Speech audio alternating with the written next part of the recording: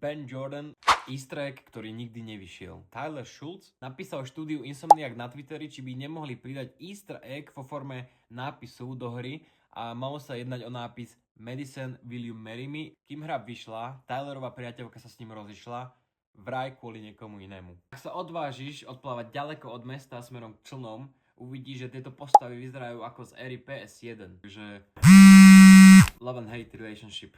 Presúvame sa na druhú hru Marvel Spider-Man Miles Morales 2020.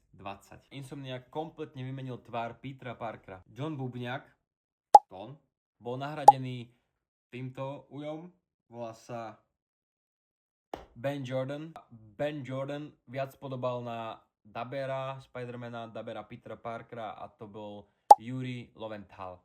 Fanúšikovia samozrejme zúrili, lebo si už zvykli na starú tvár, ako keby sa na ňu pozerali častejšie ako bez masky.